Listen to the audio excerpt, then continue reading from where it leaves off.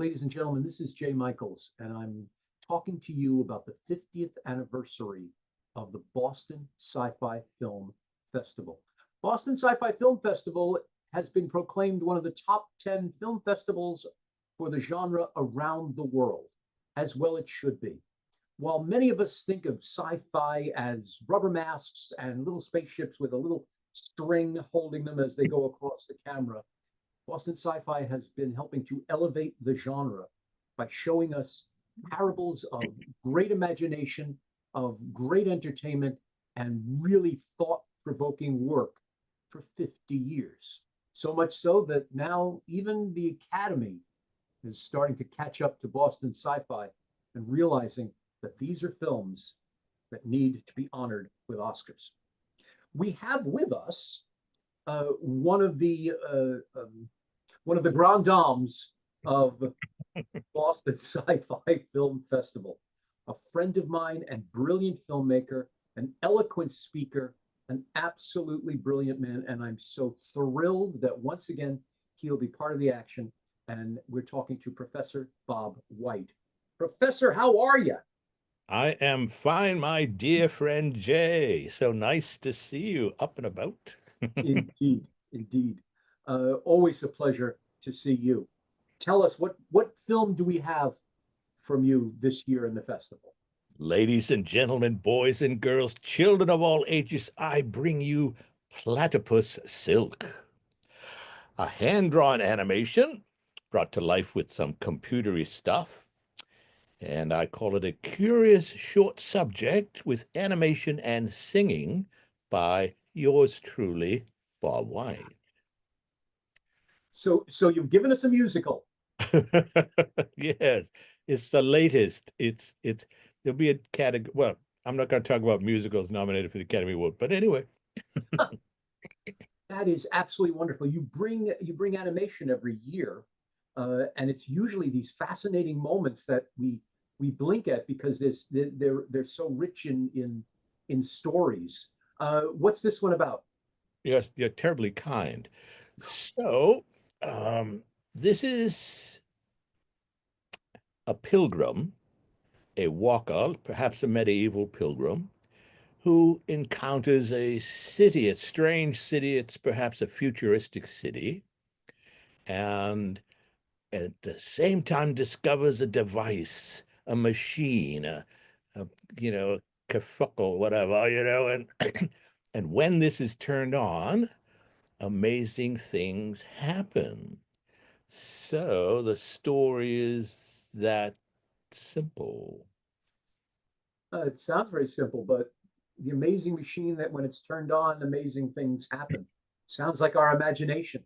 Sounds Well, like yeah, it's an amen. homage to the filmmakers.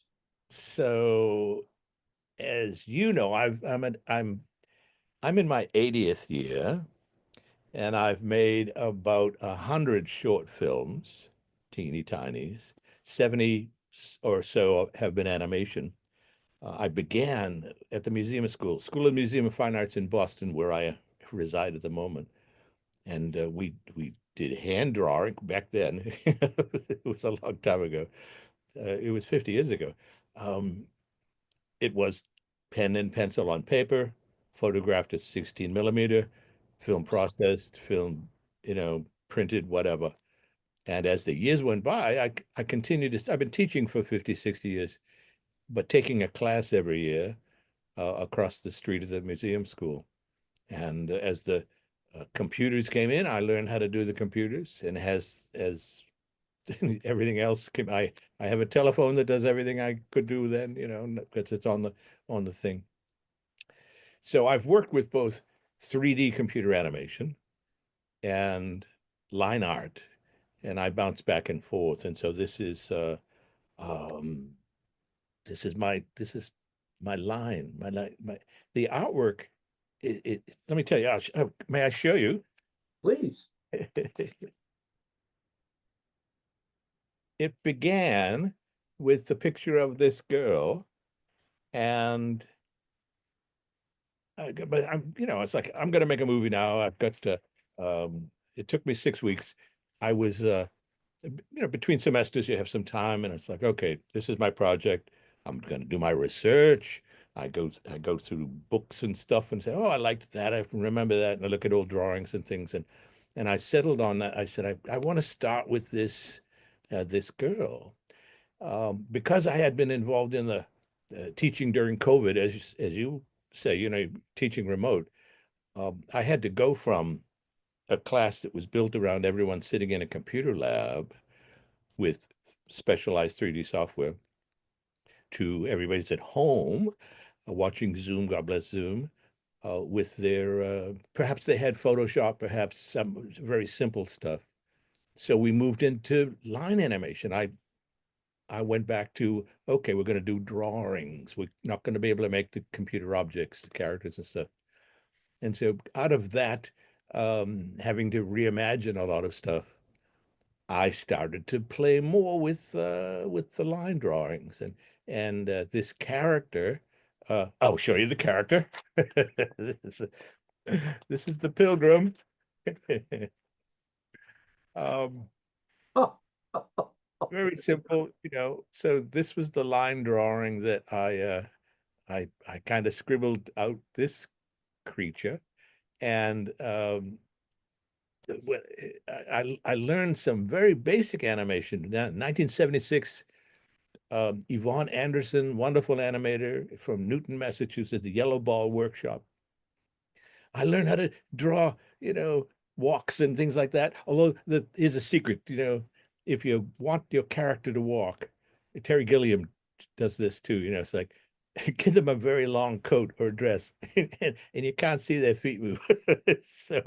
so, but I did generate a walk, and so I had the little character walking and walking. I've got something for everybody. This is the city, and it's in focus. Okay. So this is the city drawing, and uh, and and working with those elements, the city, the walker, the crazy machine that you had a glimpse of there. I began to listen to the drawings, and the drawings told me this story. It was like, you know, and spoiler alert, when the machine is turned on, the windows of the city become little screens, and within there you can see floating and moving drawings of the girl and uh, different undulations and stuff. So that's the that's the poetry of my little movie. I think that's brilliant because you're giving a wink here. Oh, the windows become screens. Okay, very clever. You're also and you're an absolute fount of. You're 80 years old, really? Yes, it's delightful. My Christmas cards, I think I sent you one, announced that one night, me mom and I were watching the Oak Ridge Brothers on TV singing Abilene, Abilene, prettiest town I've ever seen. And my mom goes to me, you were conceived in that town. And I'm going like, whoa, whoa, whoa. So during World War II, my dad was stationed in Abilene, Texas. And my mom went to visit, so she knew when I came into the world 80 years ago. So I was like, oh, and Mom, I don't want to know. Well, please don't tell me. Those are the kinds of things that one finds surprising and stuff. But yeah, whoops, earthquake. Did you see the earthquake? Oh, there's another Your energy, your brilliance is inspiring. earthquake. It shows that we are always the commander of our universe, and it's absolutely wonderful. You're also an inspiration because how many people shut down during COVID? How many people said, "Okay, I can't do anything," and closed their doors? You went back to the good old days. George Carlin had the joke at one point. He says, "What happens if they turn off the lights?" Mm. There you were, the lights got turned off, it didn't matter. You taught your students how to animate with not with with none of the fancy gadgets, none of the bells and whistles that we have nowadays. And I think that's amazing. It was interesting, and a lot of credit to the students who I mean, oh my gosh, I'm seeing the wave of students who went through a couple of years without, and then coming out of those shells and coming, people who didn't get a high school graduation, didn't get a high school prom, and then coming into a college experience. And for some of the people were, well, I only got 2 years of college, and then there was COVID and all this stuff. So there's a whole different culture moving through until we get past them all and everybody's back to normal or something like that. But yeah, it was a wonderful time. It was a wonderful time and a terrible time. We all, my hair went white. Oh, is that what did it? Okay, good. I wasn't sure. I think it's brilliant because these students, 10, 20, 50 years from now, they're going to have the ingenuity that so many others won't because of your training. And I think that's absolutely marvelous.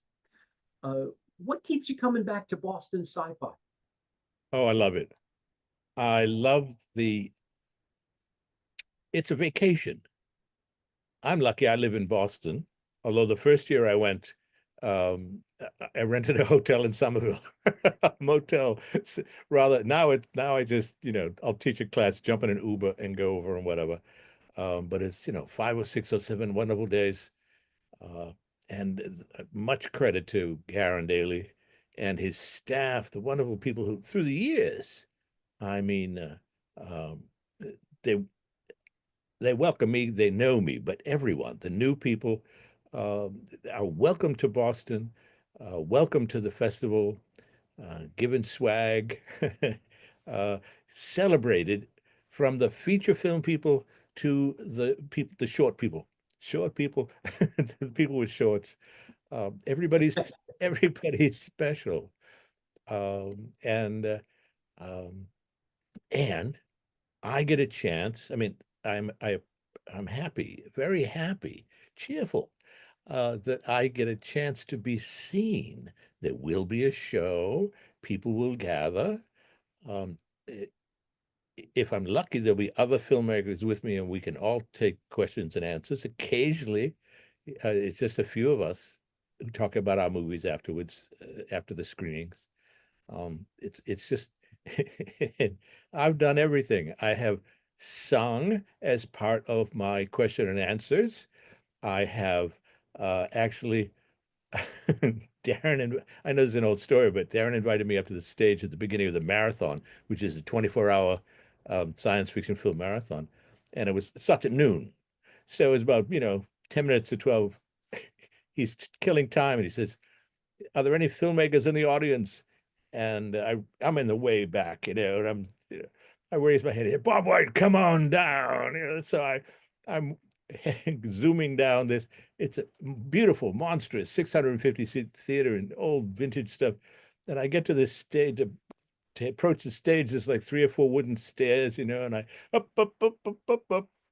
fall right on my face. I trip. I just Hollywood gown catches. I mean, and so I'm uh, I'm going to somebody goes to help me up, and I say it'll take 2 of you. I'm 200 something. So they're lifting me up like this, and I'm going like, I'm alive, I'm alive, because everybody knows that. So Frankenstein and stuff. So I walk with a cane. I'm an old man. And so I hobble over to Garen and he goes like, how you doing now? And so he says, what do you like best about the festival? And so I start to sing the Rocky Horror song, science fiction double feature. So those are my joyous moments of being at the, may you all fall on your face at the science fiction festival and rise up again like the phoenix.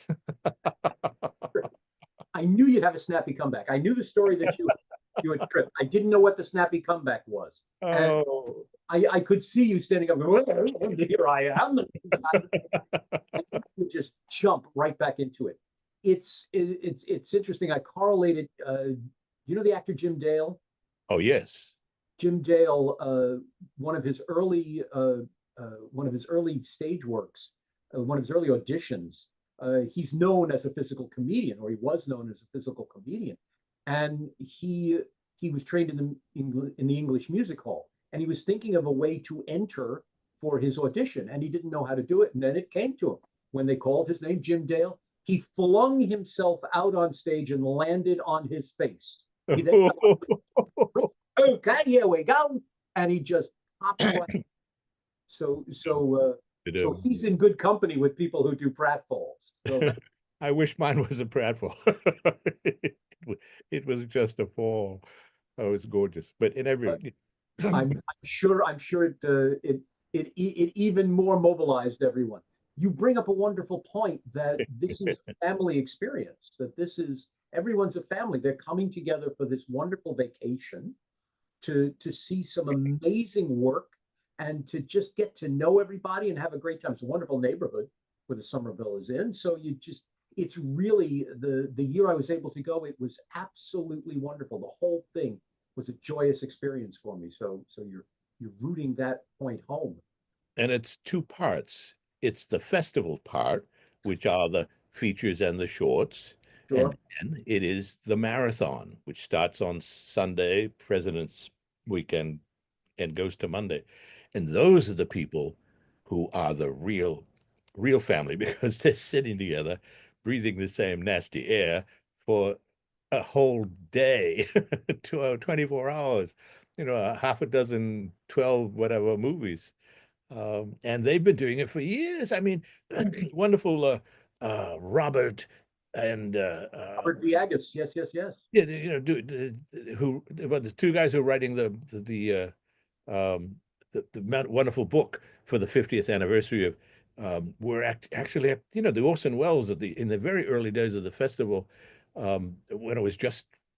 I mean, I went to the Orson Welles and I saw the movies 50 years ago, but I did not plug into the festival as it moved on. These people were there at the beginning and have been year after year after year after year.